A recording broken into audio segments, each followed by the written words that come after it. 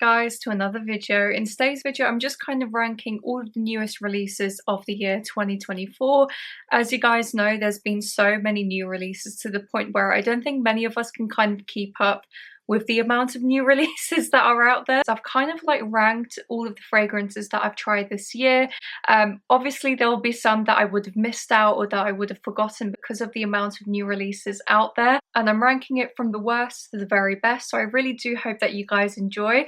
And also because I haven't filmed in quite a few weeks now, I wanted to address something. I did also put this in my community tab, but essentially I've had a lot of spam and bot comments recently. I don't know where it's come from, honestly. It only really happened like a month or so ago, and one of my videos, I'm not even joking guys, the amount of spam comments, it must be in the hundreds, to the point where I'm sometimes missing other people's comments or I can't see your comments.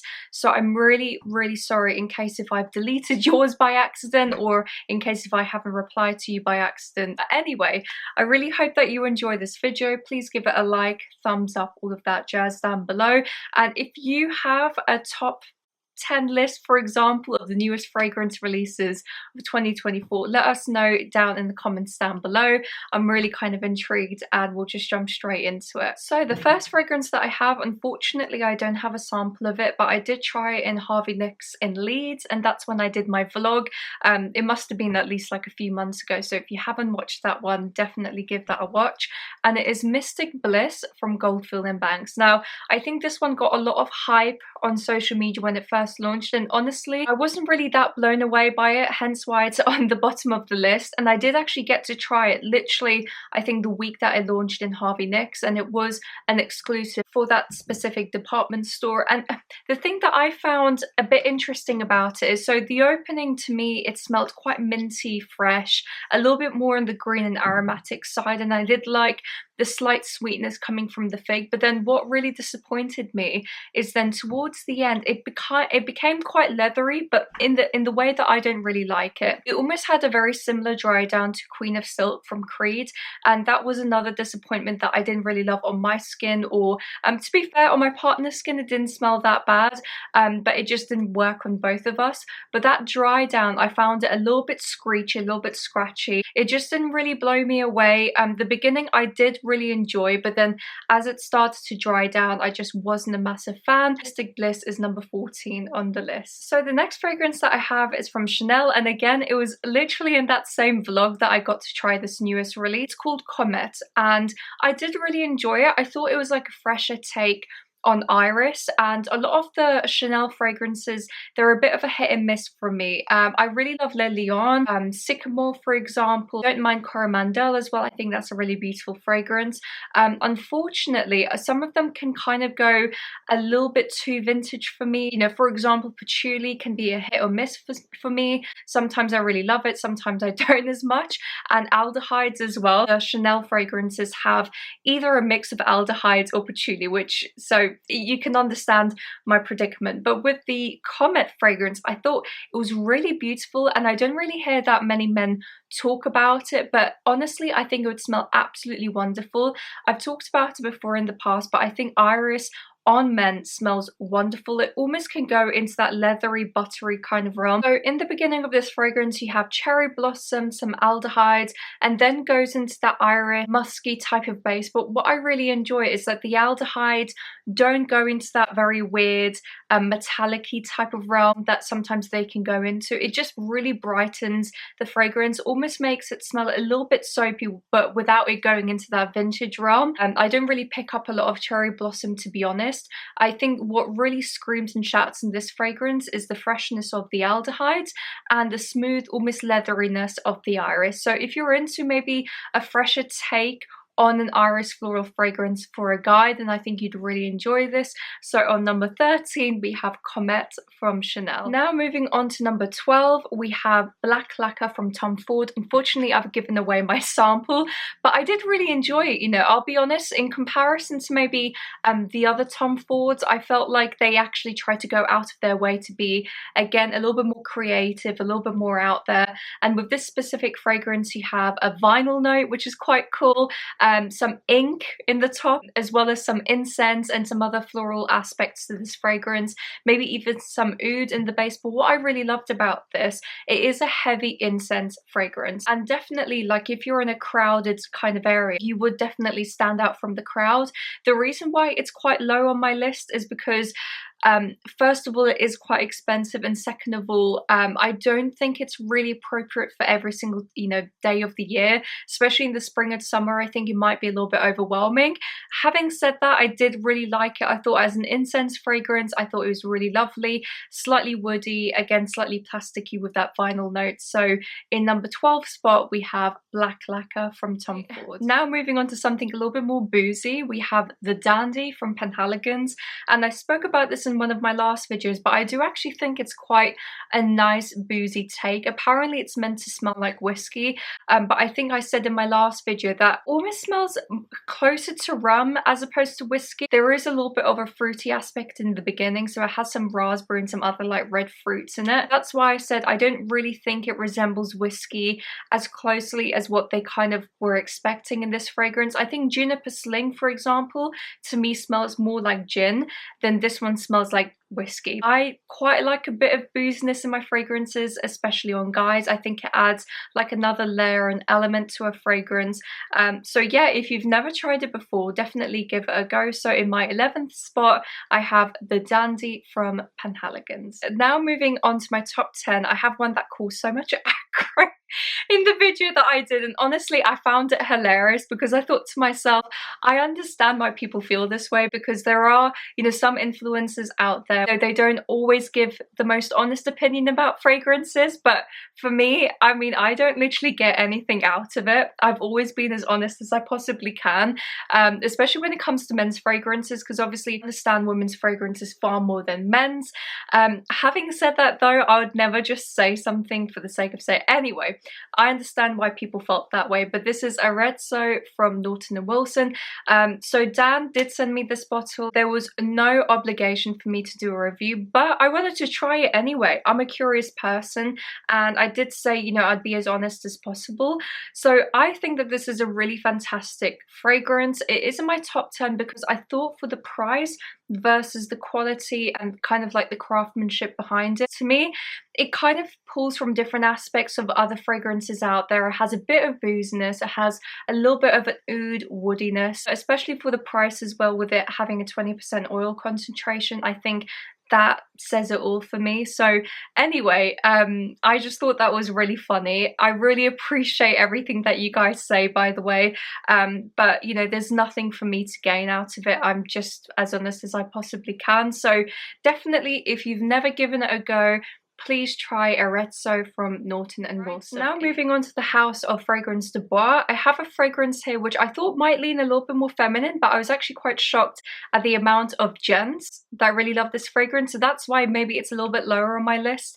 I will be doing a female version of this list, by the way, so it will probably be a little bit higher in there, but this is Sirene from Fragrance de Bois. This is a really beautiful fragrance. So to me, this is quite a lactonic, cherry oudy type of fragrance. It also has a lot of incense in here as well, and some other woody aspect. Also, the oud in here isn't an overwhelming oud. It gives a little bit of smokiness. I think one of you actually asked me whether the oud is quite overpowering, and I don't think it is. If anything, it just gives like a little bit more of a smoky aspect to this fragrance alongside the incense. I think it's a really wonderful take, especially if you're going out. I think it makes a really nice kind of statement. So that is number 9 in the list, Sirene Fragrance de Bois. Now moving on to another release, technically by a YouTuber, but it's almost like a collab. This is 54 from Juicebox. It was a collaboration with Sebastian, the perfume guy here on YouTube. I adore Sebastian, by the way. I've watched him for years on and off. Like, I don't really watch that much YouTube anymore, but when I do watch fragrance YouTube, I always like to watch his video. And as soon as I saw that he launched this with Juicebox, I was very, very excited. A lot of their fragrances are inspired by music. Essentially, it's meant to mimic a club, I think back in the 70s and 80s in New York. So Sebastian absolutely loves patchouli. It's one of those notes that I either absolutely love or I absolutely hate. It has like this pina colada, coconutty type of opening. It might even have like Divana in here, which I often find smells a little bit like margarita.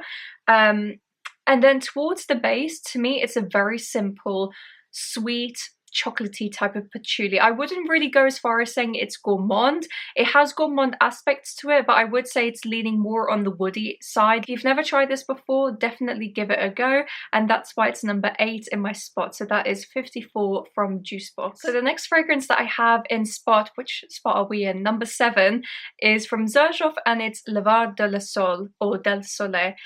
This is technically from their Casmarati line, which is separate. This is a fantastic release from the brand, considering the Casmarati line tends to be a little bit less expensive than the Xerjoff line, and I think, you know, again, Casmarati can be a little bit hit and miss for me. I tend to love a lot of their fragrances, and the 2 newest releases, Quattro Pisi, gorgeous, and this one, amazing. Now, when I did try this, and I'll just insert a video of this, when I was in Harrods, I thought it was really wonderful. To me, it's a very bright, almost slightly spicy type of fragrance.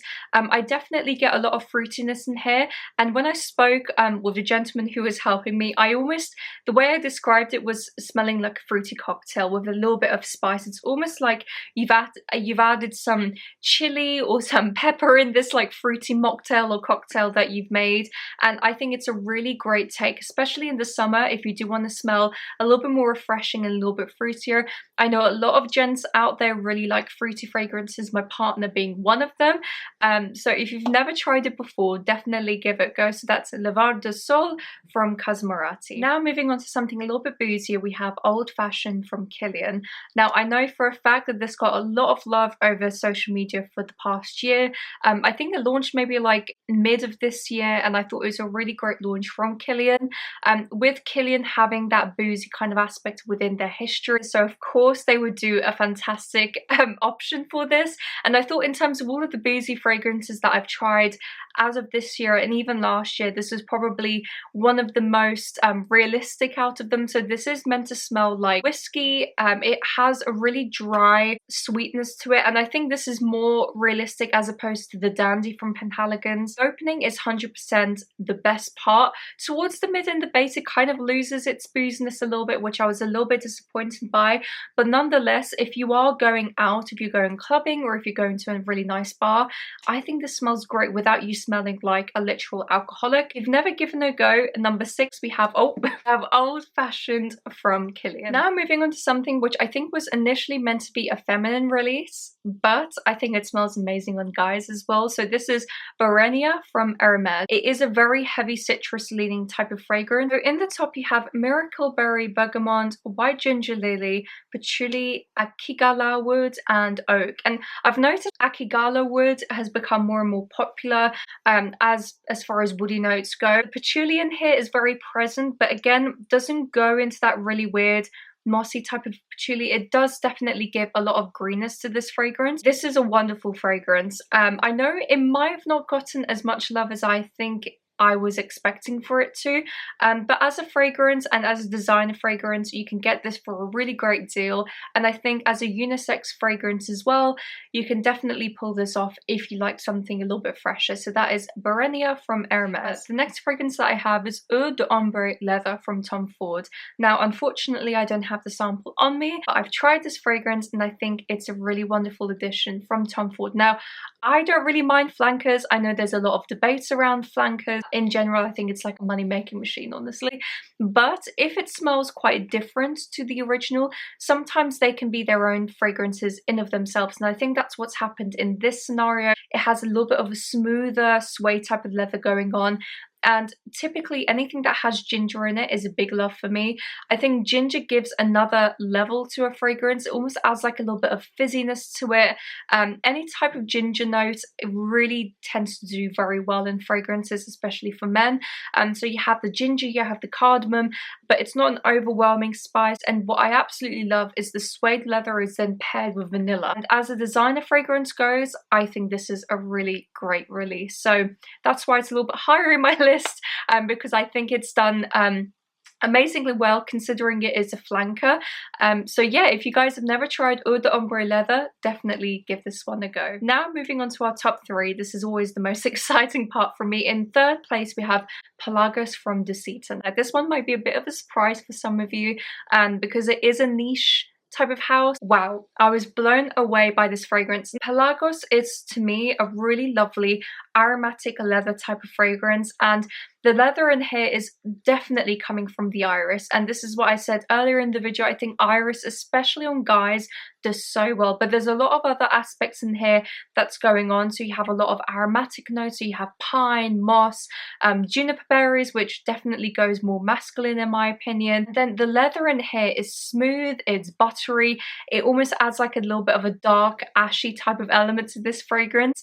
All in all, I think it's amazing. It lasted really well on my skin actually when I did try it, and with it probably having a higher oil content, it will last you a bit longer. If you've never tried it before, definitely try this fragrance. So now moving to second place, we have, technically I call this a cheat, right? And the reason why I say that is because technically there was a fragrance which a lot of people who've known Ormond Jane, there was one called Vanille Des Afriques that was launched years ago.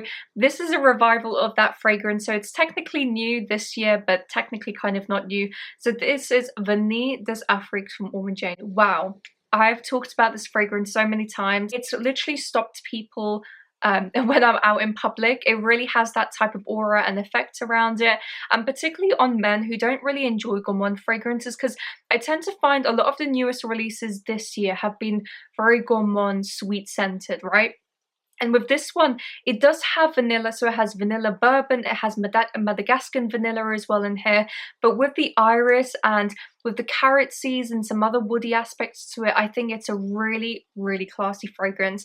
It is expensive, I understand that, but I've said to people in the past, save your money across months. Like, that's what I do. I don't really buy on a whim anymore. I will save my money and budget it for a fragrance that I really enjoy. So this one is a wonderful take on iris. It is iris heavy, but with a lot of smoothness from the vanilla, and wow, it is a wonderful take. I've already spoken about this fragrance a number of different times, so I won't make it redundant for you gents, but if you've never tried this before, definitely give it a go. This is Vanille Des Afriques from Ormond Jane. So in first place we have, drumroll please, Bottled Absolu. Now a lot of you guys might be shocked by this being in first place. I have my reasons behind it. I think as a fragrance goes, it has a lot of aspects that, you know, other fragrances have. So it has booziness, it has woodiness. It's a wonderful fragrance. It almost has like a bit of chypre type of vibe, similar to Coromandel from Chanel. And it's both mature, it's fun, it's different, and as a flanker goes, I think it's a really wonderful take on the flanker as well, and you can get it for a great price. Yeah, it's really a very interesting fragrance. In the beginning, it's sweet, but it's almost a little bit boozy from the Divana. It has like a little bit of an incense type of quality and a lot of patchouli in the base. Especially for the autumn and winter, this is a really great pick from Boss. And again, I was just really pleasantly surprised how nice this fragrance was. So again, if you've never tried it, you can definitely get it for a great discount as well. So that is Hugo Boss Bottled Absolu. Gosh, that was a very long-winded video, but I'm very happy that I was able to do it in the end. I know a lot of you might not agree with this list, but that's the whole beauty of fragrances. It's subjective, it's what you want to wear, it's what you want to project. Please let me know down below what your list of this year would be in terms of all of the newest releases. Give it a like, thumbs up if you've really enjoyed it, and I will catch you in my next video. Bye guys!